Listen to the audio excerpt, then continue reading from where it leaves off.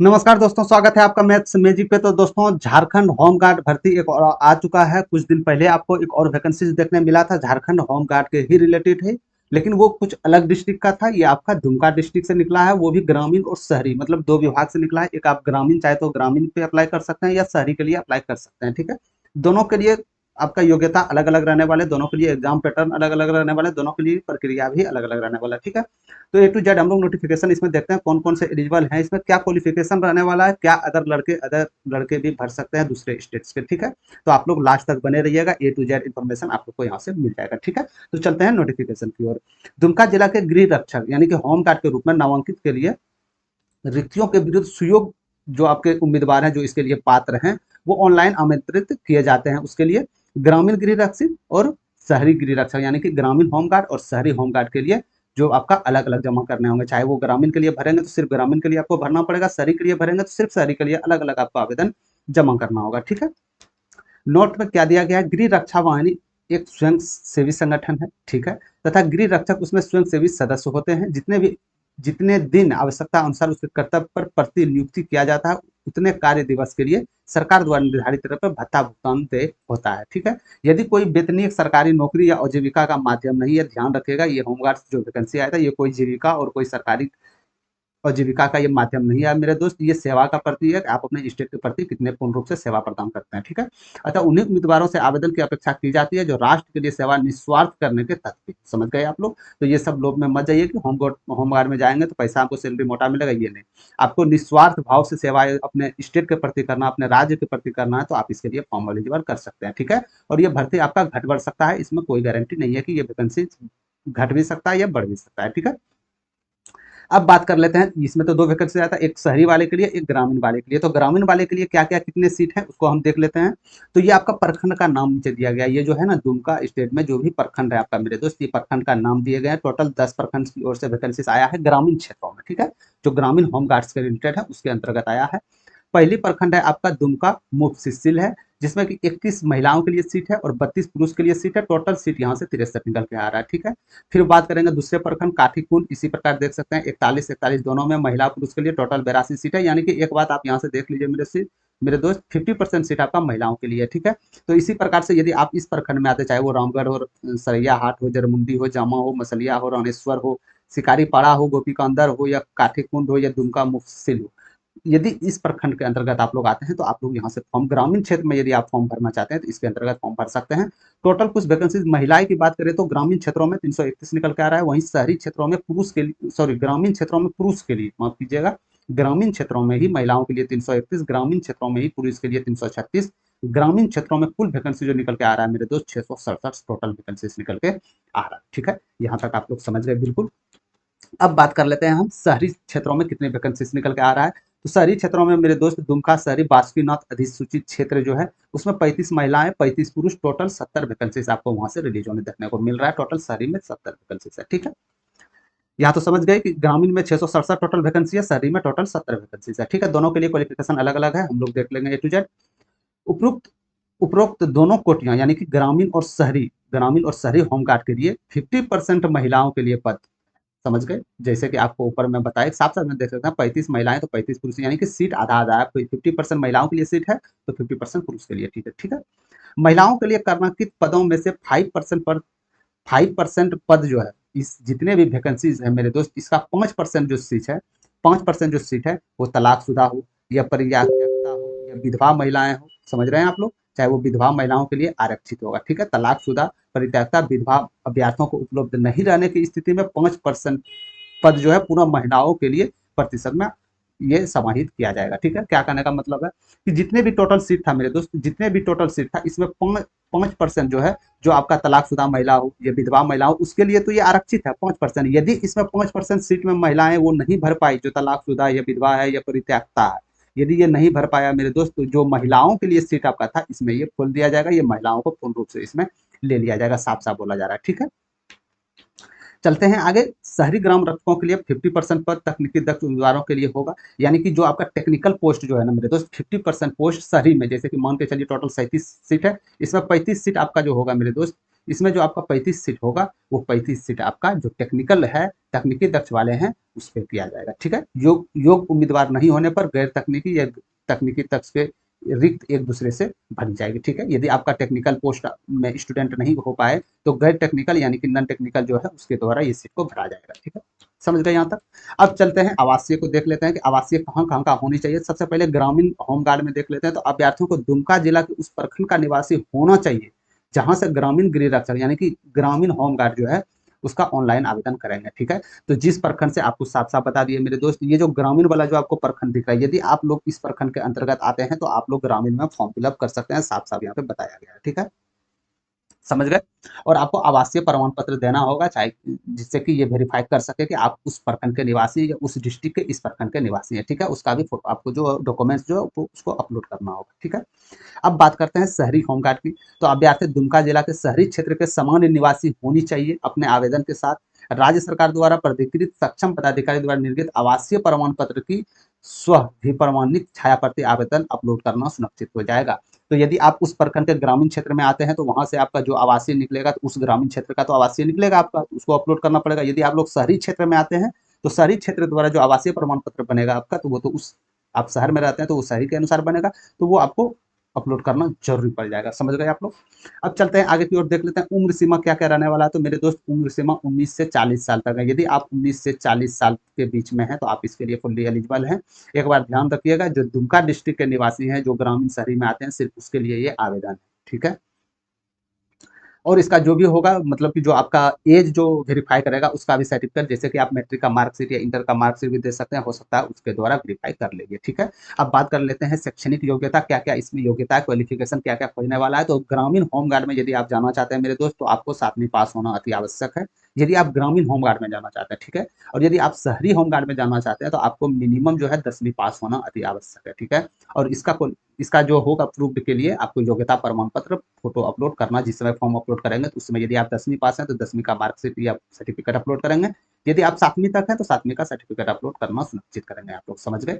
अब बात कर लेते हैं कि पीटी के बारे में। शारीरिक मापदंड क्या है, फिजिकल स्टैंडर्ड क्या रहने वाले हैं। तो ग्रामीण और शहरी के लिए दोनों के लिए समान आपका फिजिकल स्टैंडर्ड रहने वाले हैं। वही लंबाई की बात करें, यदि आप लोग सामान्य ओबीसी और बीसी में आते हैं तो आपके लिए 162 सेंटीमीटर हाइट होनी चाहिए। ठीक है, वहीं यदि आप एससी और एसटी में आते हैं तो आपको 157 सेंटीमीटर हाइट होनी चाहिए, ये कंपलसरी है। वहीं बात करें महिलाओं के लिए, तो सभी महिलाओं के लिए 148 सेंटीमीटर हाइट होनी चाहिए। महिलाओं के लिए हाइट बहुत कम है, तो इसमें जो जो महिलाएं हैं सब इसमें एलिजिबल है। ठीक है, वही बात सीना की कर लेते हैं। तो सीना भी आप लोग का, क्योंकि जानते हैं मेरे दोस्त होमगार्ड की भर्ती है तो सीना तो आप लोग का अवश्य लेगा। ठीक है, तो पुरुष के लिए सीना 79 सेंटीमीटर होनी चाहिए। 79 सेंटीमीटर किसका, जो सामान्य में आते हैं, ओबीसी में आते हैं या बीसी में आते हैं। ठीक है, 76 सेंटीमीटर एससी और एसटी के लिए दिया जाता है। महिलाओं के लिए सीना यहाँ मापदंड नहीं दिया जाता। समझ गए आप लोग। तो आप लोग यहाँ से हाइट भी देख चुके हैं, यहाँ से सीना भी देख चुके हैं, पुरुष के लिए क्या सीमा रहनी चाहिए। ठीक है, समझ गए। और आपको जो भी होगा सक्षम पदाधिकारी द्वारा जाति प्रमाण पत्र अपलोड करना सुनिश्चित होगा मेरे दोस्त, जिससे कि आप उसमें छूट के लिए अप्लाई कर सकते हैं। ठीक है, साफ साफ बोला गया, यदि छूट के लिए अप्लाई करना चाहते हैं तो आप लोग जाति प्रमाण पत्र देना आवश्यक है। ठीक है, अब बात कर लेते हैं तकनीकी दक्षता, क्योंकि आपको पता है कि शहरी क्षेत्र में, शहरी होमगार्ड में जो 50% सीट है वो टेक्निकल पोस्ट के लिए रिजर्व है। तो सिर्फ तकनीकी दक्ष शहरी गृह रक्षक अभ्यर्थियों के लिए ये है। अभ्यर्थियों को विभिन्न तकनीकी क्षेत्र में दक्ष होना चाहिए तथा उससे संबंधित किसी कार्यालय में कार्यरत या स्वनियोजित तथा तकनीकी जानकार होना चाहिए। इन जानकारों के सामान्य रूप से तकनीकी योग्य माना जाएगा। तो जो जो पोस्ट आप तकनीकी योग्य किसे माने, टेक्निकल पोस्ट किसे मानेगा, चाहे वो चिकित्सक का हो, अभियंता हो, अधिवक्ता हो, प्रधानाध्यापक हो, नर्स हो, कंप्यूटर हो, ऑपरेटर हो, चाहे वो टाइपिंग का पोस्ट हो या लाइसेंसधारी चालक, जिसको आप चाहे तो मतलब ड्राइविंग लाइसेंस जिसके पास हो, चाहे वो एचएमवी का हो या एलएमवी का हो, रसोईया हो, बढ़ई हो, मोची हो, धोबी हो, नाई हो, बिजली मिस्त्री, माली हो, प्लम्बर हो, ये सब टेक्निकल पोस्ट में आपको कॉन्टेक्ट किया जाएगा। तो ये सब में आपका एक्सपीरियंस है तो आप इसमें फॉर्म फिलअप कर सकते हैं। ठीक है, सक्षम पदाधिकारी द्वारा निर्गत प्रमाण पत्र की स्वाभियोक्ता छाया प्रति ऑनलाइन आवेदन पत्र करना आपको सुनिश्चित करेंगे। ठीक है, तो जो जो ये टेक्निकल पोस्ट आपको दिख रहा है, चाहे वो प्रधानाध्यापक हो, नर्स हो, कंप्यूटर ऑपरेटर हो या टंकन हो, तो यदि आप ये सब में आपका जो भी एक्सपीरियंस, यदि थोड़ा मोड़ा एक्सपीरियंस है तो आप इस टेक्निकल पोस्ट के द्वारा इसको भर सकते हैं। बशर्ते यहाँ साफ साफ बोला गया है जो टेक्निकल पोस्ट है, बस ये सब में यदि आपका यहाँ पे एक्सपीरियंस है तो ये सबको टेक्निकल पोस्ट के अंतर्गत माना जाएगा। ठीक है, समझ गए। चयन प्रक्रिया को देख लेते हैं। चयन प्रक्रिया कैसे होने वाले हैं। तो गृह विभाग द्वारा, मतलब गृह विभाग झारखंड सरकार रांची के सूचना के अनुसार संख्या इतना दिनांक 20/10/2014 के आलोक में चयनित जो भी होगा जांच परीक्षा ली जाएगी, आपका एग्जामिनेशन तो आपको देना पड़ेगा मेरे दोस्त। एग्जामिनर क्या एग्जामिनेशन जो होगा क्वालिफाई मार्क होगा, उसका टेंशन मत लीजिए। इसमें जो भी हो आपका पीटी सबसे मेन इंपॉर्टेंट होता है, ठीक है। फिजिकल एफिशिएंसी टेस्ट जो हो जाता है, शारीरिक जांच परीक्षा। तो आपको इसमें 1 मील तक दौड़ना होगा। 1 मील आप लोग पढ़े होंगे 1.6 किलोमीटर के बराबर आ जाता है, ठीक है। 1 मील आपको 1.6 किलोमीटर के बराबर हो जाता है। दौड़ भी होगा, इसमें ऊंची कूद भी होगा, लंबी कूद भी होगा, शॉर्ट कूद भी होगा, इसमें सम्मिलित होना होगा और अंक प्रदान किए जाएंगे। जितने भी पीटी में है उसमें अंक आपको दिए जाएंगे, उसी के अनुसार आपका मेरिट तैयार किया जाएगा, ठीक है। तो पीटी में सबसे पहले बात कर लेते हैं हम ग्रामीण क्षेत्र में इसमें पीटी क्या रहने वाला है। तो ग्रामीण क्षेत्र में दौड़ जो होगा आपका 1 मील का होगा, यानी कि आप बोल सकते हो 1.6 किलोमीटर होगा। यदि आप 5 मिनट या इससे पहले दौड़ हासिल कर लिए तो आपको 20 नंबर दिया जाएगा, समझ गए। यदि 5 मिनट से 6 मिनट के बीच में आपने दूरी तय की तो आपको 10 नंबर दिया जाएगा, और 6 सेकंड से ज्यादा समय लिया जाएगा तो आपको बाय बाय टाटा कर दिया जाएगा, यानी कि आप उसमें अयोग्य माने जाएंगे, ठीक है। तो ये पुरुष के लिए है एलिजिबिलिटी। अब महिलाओं के लिए देख लेते हैं। तो महिलाएं 8 मिनट या इससे पहले आप वन जो भी आप दौड़ पूरा कर लीजिएगा तो आपको 20 अंक समय दिया जाएगा, ठीक है। और 8 मिनट या 10 मिनट के बीच में आप दूरी तय करते हैं तो आपको 10 अंक तक बेनिफिट दिया जाएगा। 10 मिनट से अधिक समय लगा तो आपको यहाँ से आयु घोषित कर दिया जाएगा, आप इसके लिए क्वालिफाई नहीं होंगे, ठीक है। तो ये तो कर लिया हम लोग दौड़ की बात। ऊंची कूद की बात कर लेते हैं। तो ऊंची कूद न्यूनतम 4 फीट तक कूदना आवश्यक है मेरे दोस्त। 4 फीट तक यदि कूदते हैं तो 5 नंबर दिया जाएगा। तो इसी प्रकार आप लोग यहाँ देख सकते हैं 4 से 4.3 इंच तक 6 नंबर। यदि 5 फीट से ज्यादा आप ऊंचाई तक कूद लेते हैं, पुरुष की बात कर रहे हैं, तो आपको 10 नंबर तक प्रोवाइड किया जाएगा, ठीक है। वहीं महिलाओं की बात करें तो न्यूनतम 3 फीट कूदना आपके लिए अति आवश्यक है। 3 फीट से नीचे यदि कूदे, यदि 2.5 रहा, 2.8 रहा, तो आप यहाँ से आयु घोषित कर दिए जाएंगे। और यदि 3 फीट तक न्यूनतम कूदे तो आपको 5 नंबर दिया जाएगा। इसी प्रकार 3 से 4 के बीच में रहा तो 6 दिया जाएगा। 6, 7, 8, 9 कुछ भी मिल सकता है। और 4 से यदि आप अधिक 4 फीट से अधिक ऊंचाई तक उठते हैं तो आपको 10 अंक प्रोवाइड किया जाएगा, ठीक है।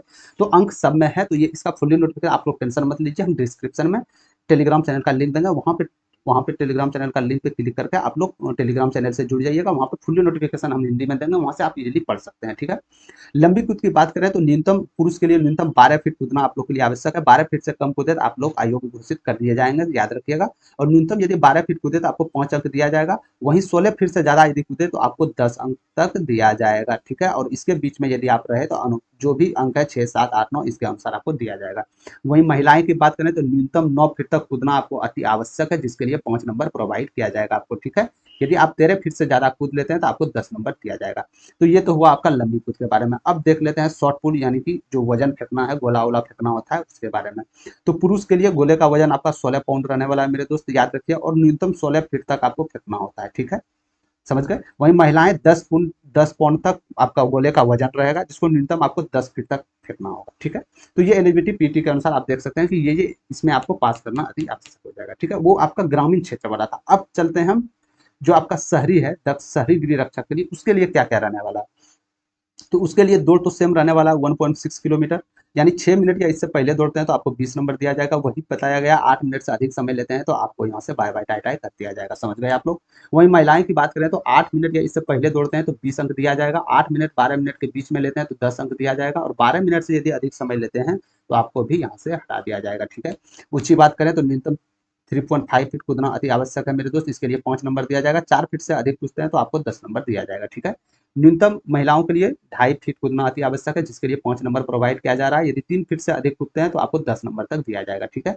वहीं लॉन्ग जंप की बात करें तो लॉन्ग जंप मेरे दोस्त 9 फीट तक यदि आप करते हैं तो 5 अंक दिया जाएगा। 10 से अधिक फीट तक कूदते हैं तो 10 अंक दिया जाएगा। उसी प्रकार महिलाओं में 6 फीट तक यदि आप लॉन्ग जंप करते हैं तो 5 नंबर दिया जाएगा। और 7 फीट से अधिक करते हैं तो आपको 10 नंबर प्रोवाइड किया जाएगा।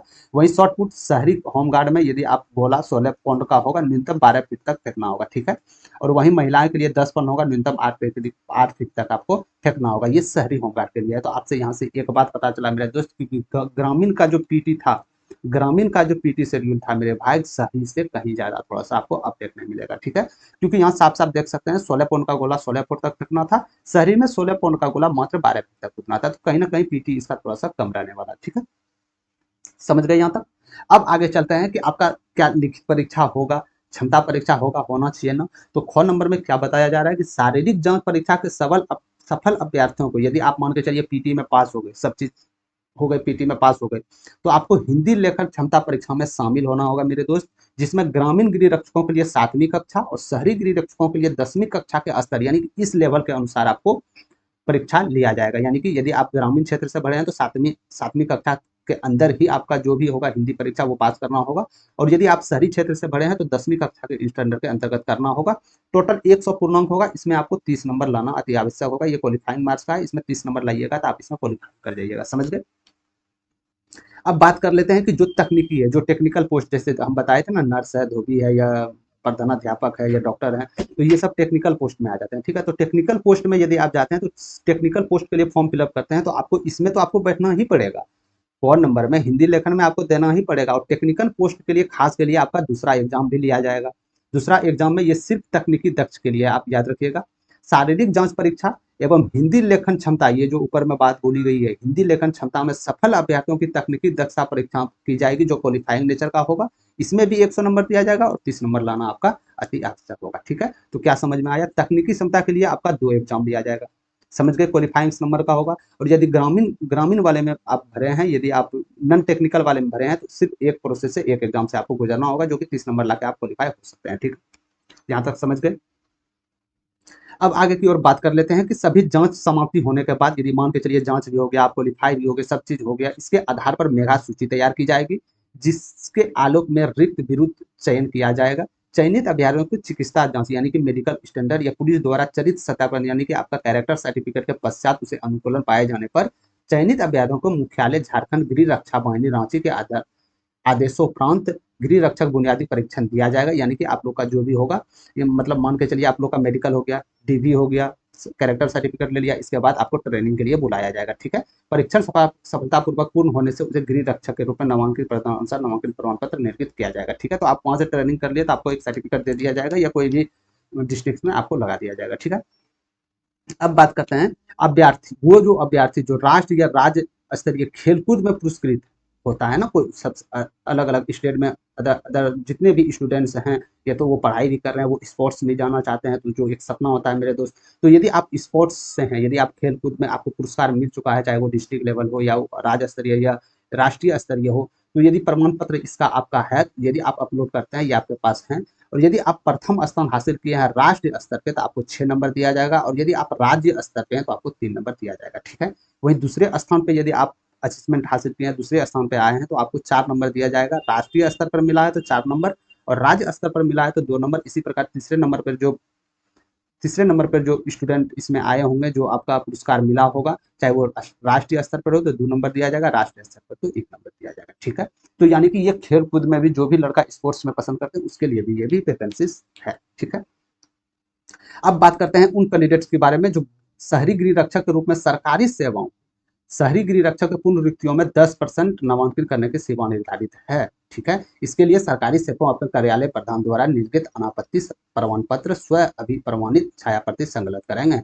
यानी कि 10% सीट आपका जो ग्राम शहरी गृह रक्षक ऑलरेडी सरकारी सेवकों में जो आप ऑलरेडी सेवाएं दे रही है उसके लिए 10% सीट आपका रिजर्व है, जिसमें कि यदि आप स्नातक से ऊपर है या पीजी या पीजी पीएचडी हैं तो आपको 10 नंबर दिया जाएगा। यदि आप स्नातक तक हैं, ग्रेजुएट हैं तो 8 नंबर दिया जाएगा। यदि आप इंटर हैं तो 6 नंबर दिया जाएगा। यदि आप मैट्रिक हैं तो 4 नंबर आपको प्रोवाइड किया जाएगा। ठीक है, तो यानी जो ऑलरेडी सेवा दे चुके हैं वो उसके लिए। अब बात कर लेते हैं, यहाँ तक तो आपने जितने भी A to Z इन्फॉर्मेशन हम लोग देख लिए। अब पता करते हैं कि आवेदन आपको कैसे करना है।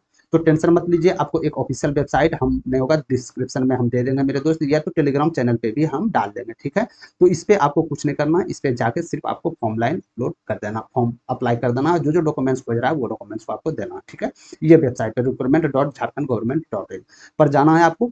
एक 18 नवंबर से आप लोग का ऑनलाइन चालू है, याद रखिएगा। ऑनलाइन जो डेट जो है मेरे दोस्त 18 नवंबर 2025 से आप लोग का ऑनलाइन डेट चालू है, समझ गए। और वहीं 2 दिसंबर 2025 तक आप लोग का ऑनलाइन चलेगा। ठीक है, तो समय बहुत कम है मेरे दोस्त, यदि आप इसके लिए एलिजिबल हैं तो फॉर्म फिलअप तुरंत ही कर दें। ठीक है, अपना आवेदन ऑनलाइन पर पाएंगे। आवेदन शुल्क आपको 100 रुपया देना होगा, यानी कि आवेदन जो फीस लेने वाला है आप लोग के लिए इस वैकेंसी में 100 रुपया आपको देना होगा, और लिंक के माध्यम से भुगतान या यूपीआई डेबिट कार्ड जो भी है इसके द्वारा भुगतान आप कर सकते हैं। ठीक है, ऑनलाइन आवेदन में आवेदकों द्वारा स्व अभिप्रमाणित यानी सेल्फ अटेस्टमेंट जो भी प्रमाण पत्र होगा, पासपोर्ट रंगीन फोटो हस्ताक्षर अपलोड करना आवश्यक होगा, जैसे कि ऊपर में बताया गया था। ठीक है, आरक्षित लेना चाहते हैं तो जातीय प्रमाण पत्र देना होगा। तो साफ साफ बोला गया कि आवेदन अपना आवासीय प्रमाण पत्र, जाति प्रमाण पत्र, शैक्षणिक प्रमाण पत्र, तकनीकी योग्यता से संबंधित प्रमाण पत्र, तकनीकी गृह रक्षकों के लिए कार्य अनुभव से संबंधित प्रमाण पत्र, यदि कार्य अनुभव हो तो खेलकूद से सम्मानित प्रमाण पत्र केवल राष्ट्रीय और राज्य स्तर के लिए परिवर्तन प्रथम द्वितीय तृतीय, जिस तरह आप ऊपर में देखे थे। यदि आप टेक्निकल के लिए यदि आप स्पोर्ट्स कोटा से जाना चाहते हैं तो आप इसमें अपलोड तो करेंगे ना कि हाँ हम इस खेलकूद में राष्ट्र स्तर पर पुरस्कार मिला है, पहला दूसरा तीसरा, तो ये सब वेरीफाई तो करना होगा मेरे दोस्त। तो ये सब आप इसमें ऑटोमेटिक जा सकते हैं, ठीक है। अब बात कर लेते हैं कि स्थानीय निवास प्रमाण पत्र आपको अनुमंडल पदाधिकारी द्वारा इससे इससे या इसके पश्चात निर्गत निवासी प्रमाण पत्र मान होगा, यानी कि 2/6/2016 के बाद जो आपका निकला होगा इसका मान होगा, या तो 19/7/2019 को अंचलाधिकारी द्वारा प्रमाण पत्र आपको मान लिया जाएगा, ठीक है।